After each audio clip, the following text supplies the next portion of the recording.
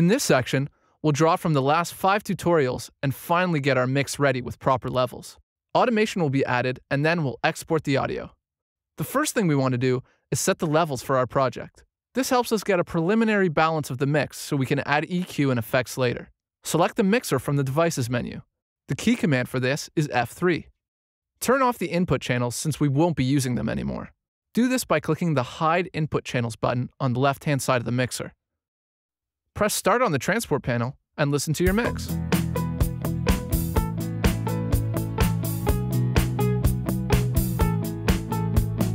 Move the faders for each track so you can hear all of the mix the way you like it.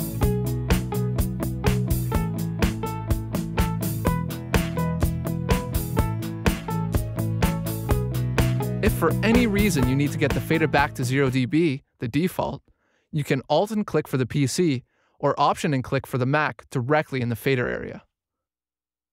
You can also change the fader by double-clicking in the channel level area and setting the level manually. Be careful when it comes to how loud you raise the faders. Make sure you keep levels at a good volume so that they are as loud as possible without clipping. You will always know when you are clipping when the clip indicator lights up on the output channel. If it does, lower your levels and click on the clip. This will reset the warning light.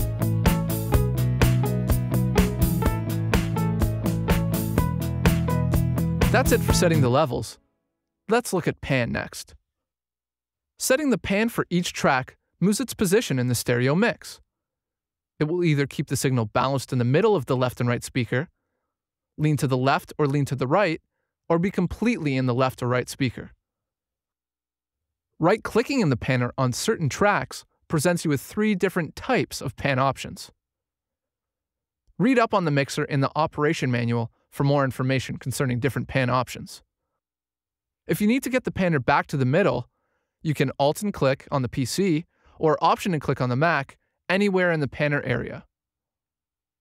Let's pan our 2 guitars slightly left and slightly right. This will spread them out a bit.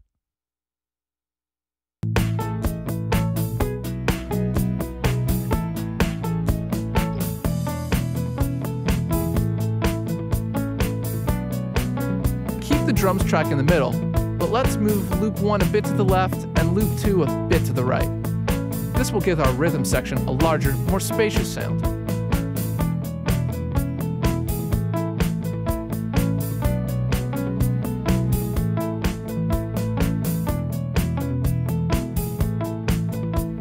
That's it for pan.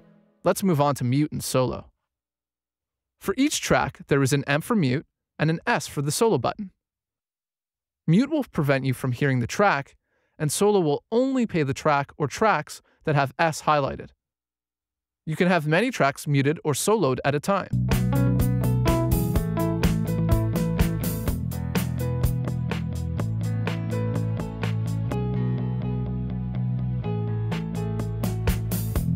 When you solo a track, the other tracks become muted.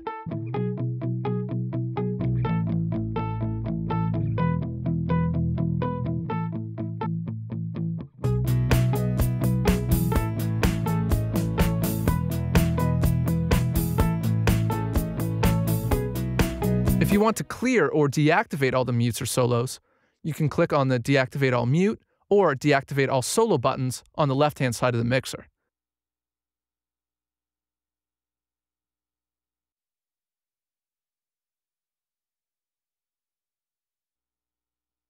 There may be times when you want certain tracks to always play, even if another track has solo active. If you Alt and click for the PC, or Option and click for the Mac on the S button, this will place the track in solo defeat mode. This allows the track to always play, even if you solo another track.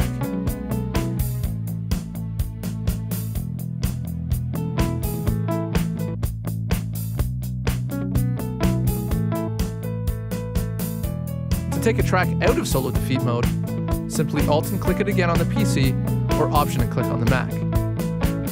That's it for mute and solo. Let's move on to adding EQ. EQ or equalization add or subtracts frequencies so that we can place each instrument correctly in the mix. EQ is subjective and can be influenced greatly by the style of music that you are mixing. We're going to run through the EQ features that Cubase has to offer, but feel free to experiment and try the different presets on your mix. Solo the drums track and click the Edit Instrument Channel Settings button. This will call up our EQ. Make sure you have a section of music looping so that you can hear the EQ changes you are making. There are 4 bands of EQ on each track. Click on the EQ band active button for each of the EQs to turn them on. You can also click in the EQ curve area to turn on an EQ. Click and move the EQ point up, down, right or left. Moving the EQ point up or down raises or lowers the gain of the EQ. The gain makes that particular EQ louder or softer. The EQ band gain at the bottom of the EQ window gives you the value of the gain. If you hold down Control on the PC or Command on the Mac, you can restrict the movement of the EQ to just up or down. Moving the EQ point left or right changes the frequency of the EQ. The EQ band frequency at the bottom of the EQ window gives you the value of this frequency. If you hold down Alt on the PC or Option on the Mac, you can restrict the movement of the EQ to just left or right. Holding down Shift while moving the EQ point up or down changes the quality of the EQ. Many people refer to this as the width of the EQ. The EQ band Q at the bottom of the EQ window gives you the value of the quality.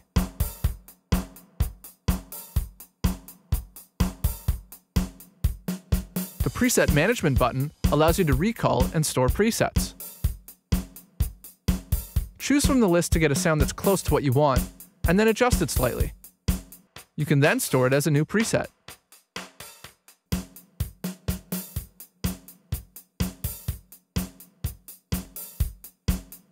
You can bypass the EQs by clicking on the Bypass Equalizers button.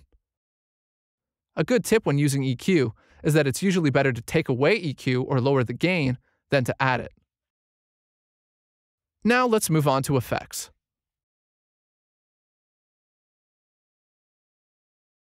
We can add effects by inserting the effect directly on a track, or we can create an FX channel and use the auxiliary sends of a track to send to that FX channel and choose VST Dynamics. Let's add compression to the bass track to smooth it out. Click on the Select Insert Type 1 slot and choose Compressor from the Dynamics submenu. Make changes to the compression.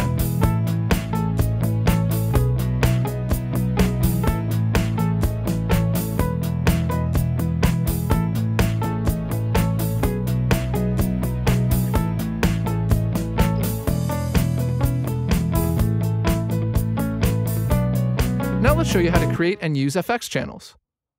Close the mixer and choose FX channel from the Add Track submenu of the Project menu. Choose Stereo for configuration and select the Stereo Delay effect. We are going to put delay on the electric guitar track. Let's set the delay so that the left side and right side have different delay settings, and make sure the mix is set to 100. Giving the stereo delay different left and right settings creates a more dynamic effect. With the delay set, click on the Edit Channel Settings of the electric guitar track. Select FX1 Stereo Delay from the Select Send destination.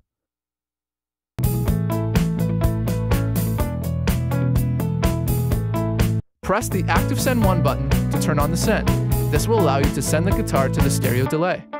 Pressing the S or solo button on the track will allow you to hear this more clearly. Move the slider to the right to raise the level of the send to the stereo delay effect. You will begin to hear the guitar being delayed. The great thing about effects channels is that the channel looks and feels just like a regular audio channel. You can EQ the effects channel, allowing you to EQ just the effect. In our case, changing the EQ on the FX1 stereo delay effects channel will only change the EQ of the delay. Now let's move on to automation. Automation allows us to make objects such as faders, pan, knobs, and effects move by themselves.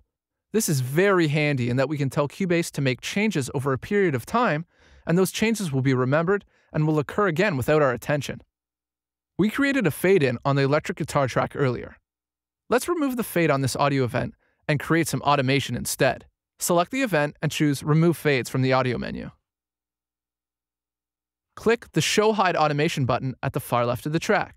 You may need to hover your mouse over the far left bottom area until you see the button appear. In the window that appears below the audio event, use the Draw tool to draw in automation so it resembles a fade-in. You can also use the Line tool to draw an automation in a straight line. Perfect for fade-in automation.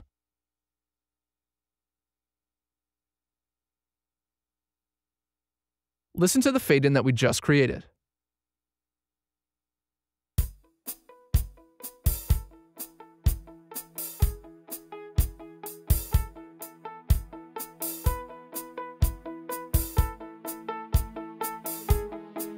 You may have noticed that when we used the Draw tool to place an automation, the R button or Read Enable button became highlighted. This means that the automation on the track is being read back or played back. You can turn this off and the automation will not be read back or not played.